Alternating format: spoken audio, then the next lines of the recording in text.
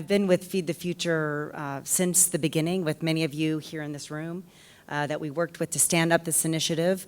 This was President Obama's first presidential initiative in development, which he stood up in 2009 in response to the global food price crisis of 2007-2008. This is an interagency initiative led by USAID, as you know, that really brought together agriculture and nutrition, and climate was always a cross-cutting theme within Feed the Future, but I think today is one of the first days we're coming together to really bring the evidence of that together and really elevate it and make sure that all of the work you are doing out there, that this information is shared.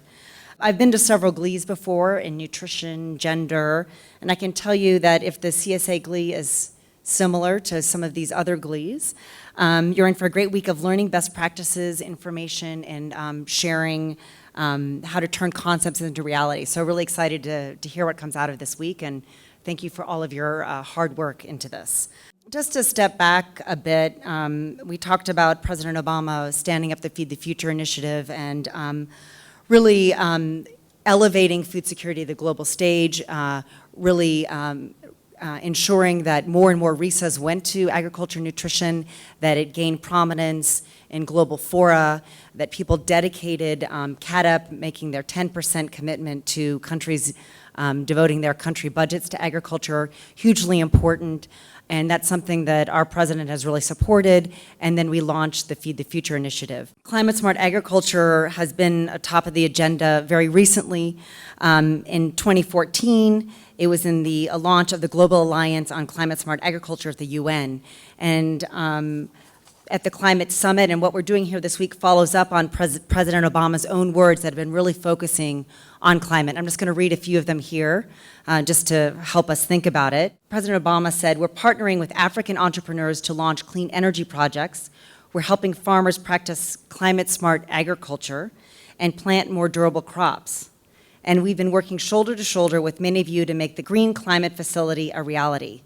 And so how fantastic that just last week the U.S. contributed $500 million to jumpstart this fund.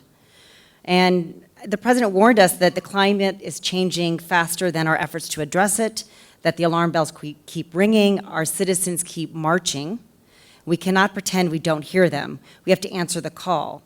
And we know what we have to do to avoid irreparable harm. We have to cut carbon pollution in our own countries to prevent the worst effects of climate change. We have to adapt to the impacts that unfortunately we can no longer avoid, and we have to work together as a global community to tackle this global threat before it's too late. And so I think what we know is that food security plays an important role in this broader climate agenda, and part of what we're doing is framing how we actually make that work and Feed the Future. And just a couple of approaches that we all know is working in FTF.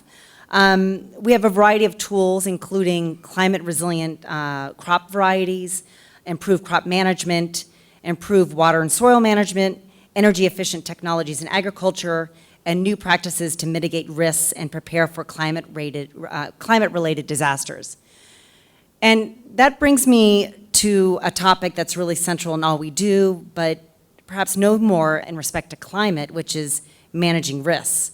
So we all know that USAID missions have factored weather variability and climate change into the design and implementation of their programs, but we're seeking to see how benefit from climate change investments in things like weather systems and risk monitoring can help us also achieve our food security goals. And so I'm convinced that this information is power for smallholders, and it's often one we think about for market information, which is actually leveling the playing field for making these smallholders better businessmen and businesswomen. But what about also weather and climate information, or information about new pests and diseases that are also linked to climate change? And so I'm really excited to see how investments from the climate community, I see you have a session here on climate services, that can combine with Feed the Future investments to help farmers and communities actually make better decisions. So perhaps something as simple as whether or not to sow a crop or wait for better rains for 2 weeks has huge ramifications for farm family welfare and for food security writ large. And so speaking of risk and crisis management, as I think Rob and Pat talked about, I know we're discussing the response to El Nino, which is hugely impacting the continent right now. And so I hope part of the discussion will focus on what aspects of that response are relevant to broader climate preparedness. And my colleagues tell me that early results are showing that CSA can mitigate effects on households. Pat talked about it here in Zambia. We're also hearing about it in Ethiopia, and the cases are emerging. So that really represents a new kind of double win, resilience to climate change as well as resilience to short-term variation. Coming back to this is the first climate-smart agricultural GLE. It's no accident that this is in Africa.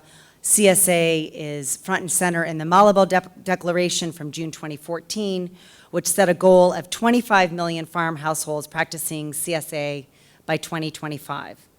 And we hope that Feed the Future is a vital partner in making that goal happen through all kinds of country-led partnerships. And we know that African leaders have asked us to join them in their goal of enhancing resilience and reducing vulnerability of livelihoods and protection systems to enable at least 30% of farm and pastoral households to be resilient to climate and weather-related risks.